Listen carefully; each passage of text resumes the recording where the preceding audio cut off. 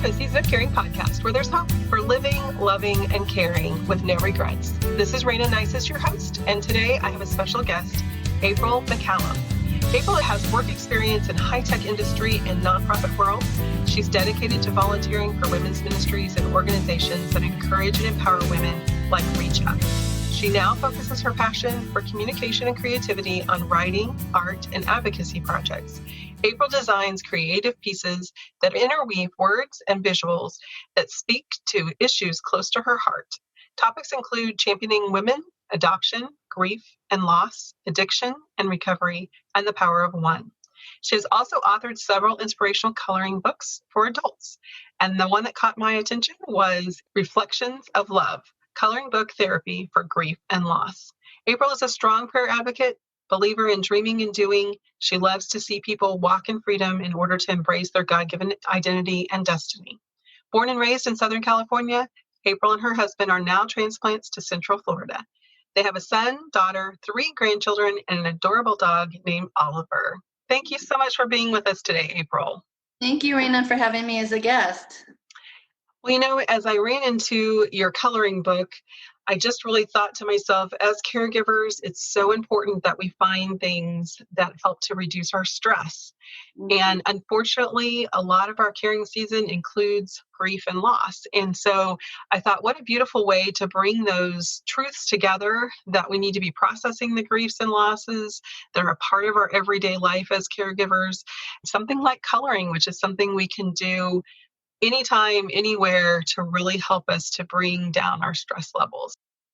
So thank you for the gift of your book and just for the opportunity to talk a little bit more about how it can be helpful to my listeners. Well, thank you. Thank you so much for featuring the Reflections of Love coloring book for adults. That's wonderful.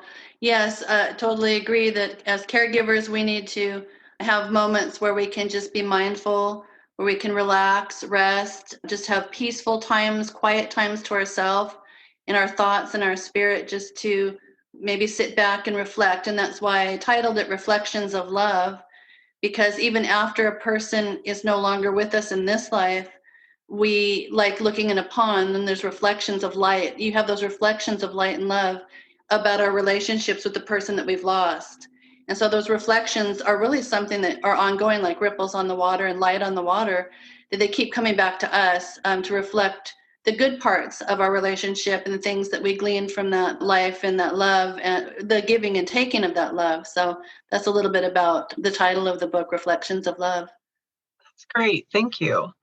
So as we think about caregivers, what do you think might be some helpful things for them in this season right now?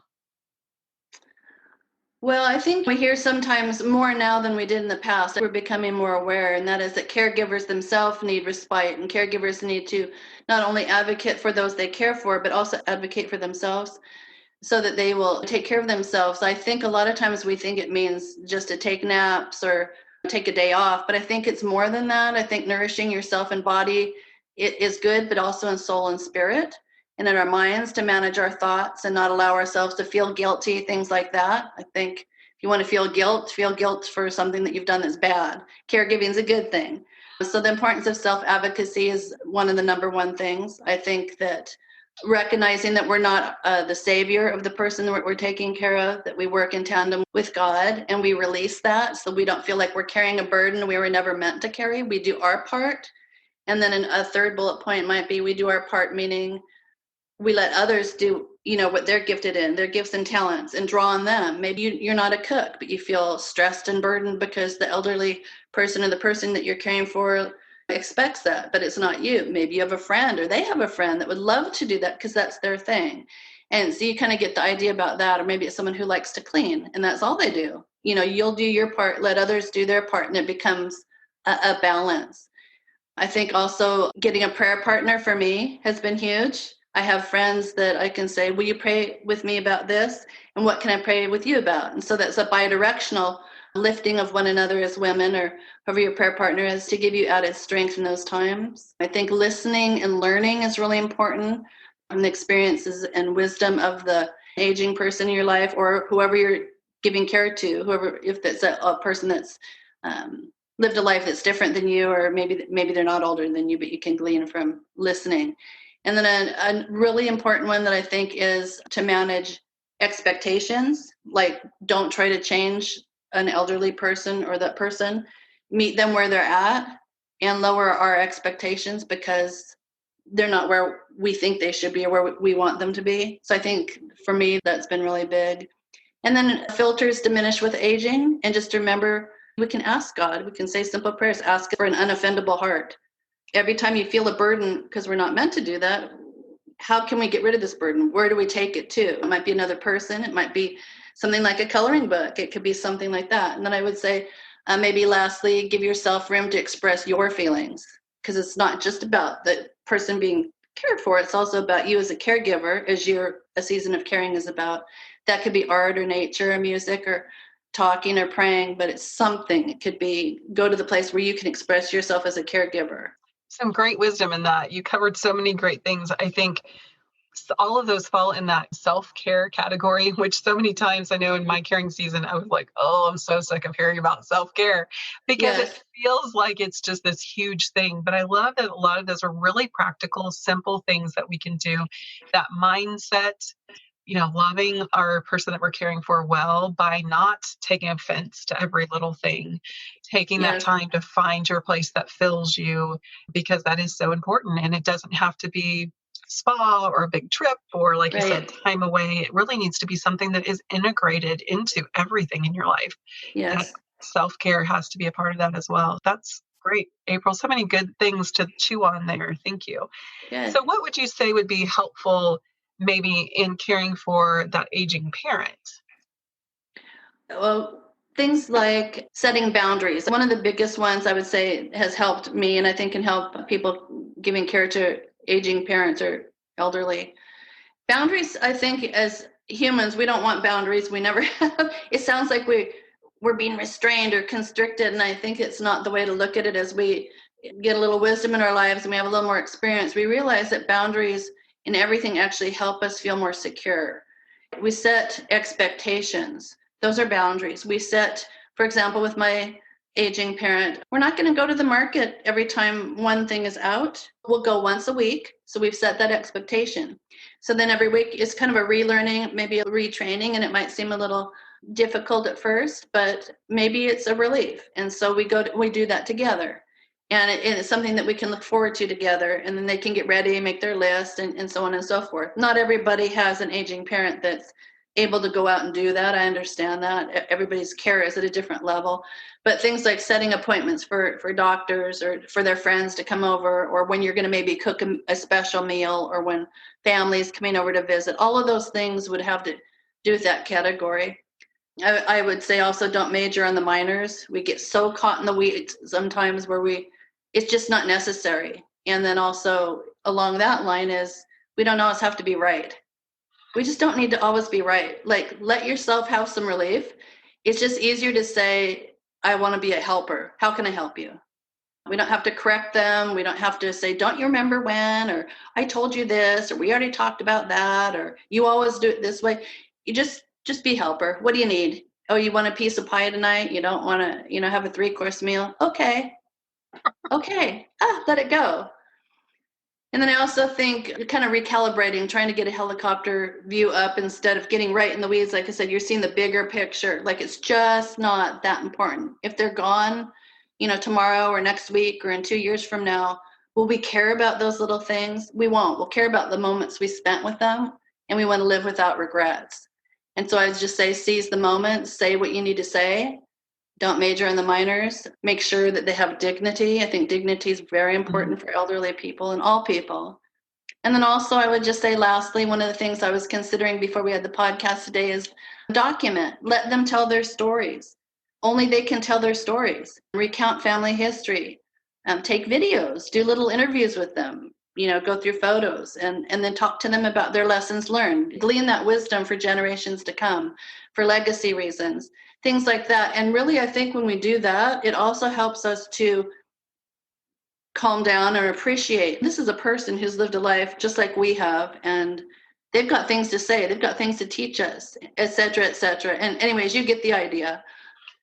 I love that. Just great, valuable tips there. Boundaries, really tough, but so important. Completely Yes, agree. And that being a helper, that heart of a helper, it just does make all the difference because it's yes, not about being right or wrong. It's yes, just about being there and supporting them in the way that they need it.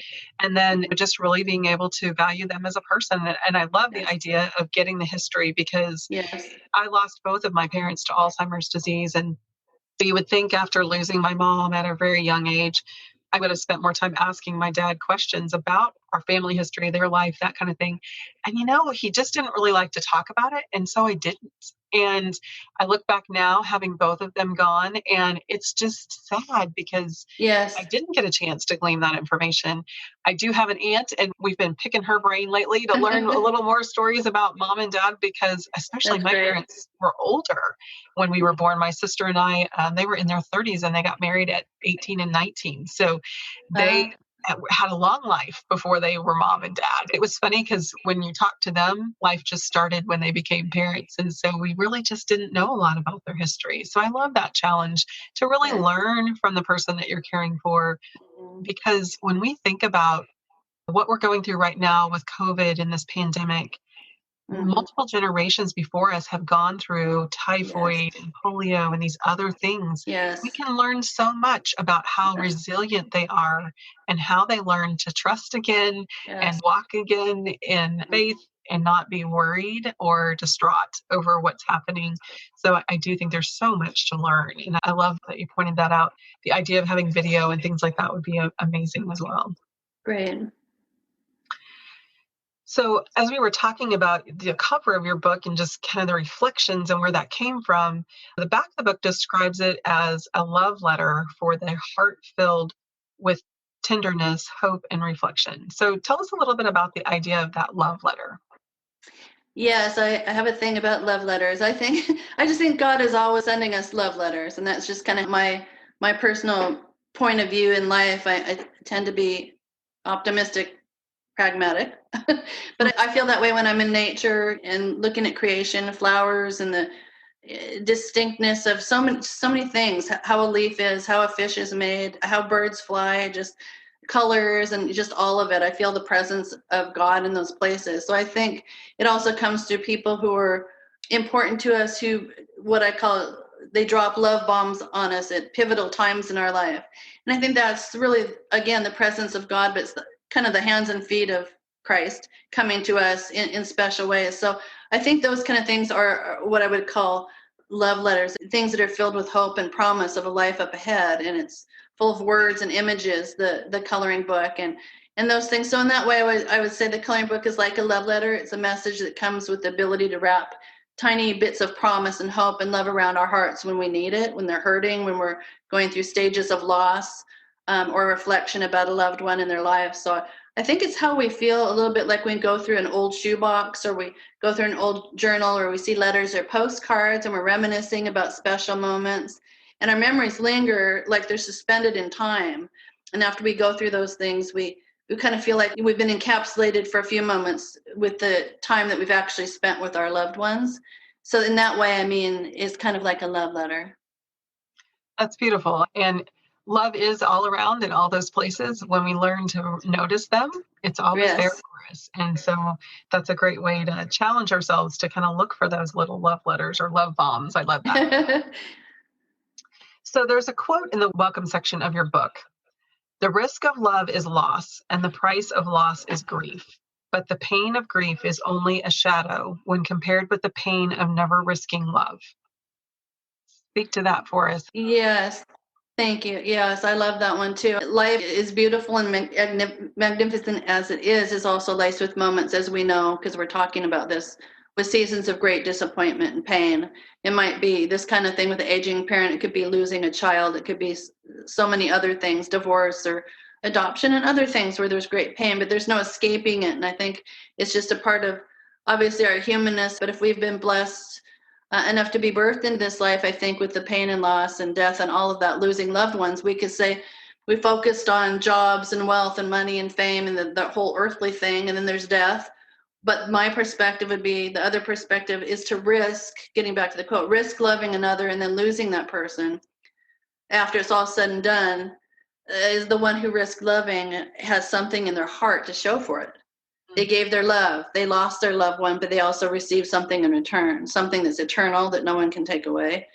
So they'll have memories. They'll have those reflections of love. They'll be able to cherish those times shared, lessons learned, and all of that was with another person. So in the grander scheme of things, the risk was worth it. And that's really what I saw in that quote. And that's why we see reflections of love, because we were intentional about our lives and we invested, and people invested in us. And there's something that goes on eternally, I believe, when we see life through that lens. That is beautiful. Definitely. I think when we risk it, it's so well worth it. Sometimes it ends up being just difficult to continue to risk whenever we find ourselves having losses, unless we really learn to process those things and hand those things over to God, because Yes. like you said, they are part of life. Whenever you're caring for an aging person or someone that you love, there are losses. That relationship changes. Yes. They can't do what they used to be able to do. You can't count on them in the same way. They're starting to count on you for more things. All of those things get a little bit complicated, but Yes. the love is so much the key, that we get to walk away with that treasured gift of their love and of their time. And like you said, those memories. Yes. So good. So as we're talking about loss and we think about when we love somebody, it can be just really devastating to lose them, those final stages of caring for them. But is there a redeeming quality that you would say about personal loss? Yes, I would say, because it's not the end of the story, it's a continuum, and it's a continuum of their memory or history, and it's part of us moving forward into the future. In Psalm 34, if you're familiar with scripture, it says, He is close to the brokenhearted and saves those who are crushed in spirit and binds up their wounds. The word binds means to protect and strengthen and secure. And what's so cool about God is He invites us to partner with Him. And then also in Isaiah 61, it talks about us proclaiming the good news, that He sent us to bind up the brokenhearted, proclaim freedom for the captives, and release those who are bound in darkness. So when we think, is there any redeeming quality? I say yes, because God promised us beauty for ashes and the oil of joy for mourning, and for the spirit of heaviness. So God knew that even with the hope of eternal life, we would experience heartache and loss here on earth. So He provided for that it didn't just end with death and sorrow, but that something would be raised up and come to life in us as we expect and look for the more, we'll find it. Such truth, very powerful. And just a reminder, listeners, you can really find such truth in the books that April has created, being able to really point us to that true life and love and God's love for us. So definitely, we want to be able to share with you one of her books she has donated to us to give away. So I want you definitely to visit our website at aseasonofcaring.com/podcast. You just need to comment on our podcast with April, and we will be giving away a copy of Reflections of Love. And I look forward to being able to do that and bless someone. I think it will be an opportunity for you to really focus in on what's most important as you're able to have some downtime, some quiet time, and just de-stress. Thank you again, listeners, for joining us in April. It was a pleasure to have you today. What a pleasure. Thank you so much, Rayna. Just a reminder, A Season of Caring podcast is created for the encouragement of family caregivers. If you have medical, financial, and legal questions, please consult your local professionals and take heart in your season of caring.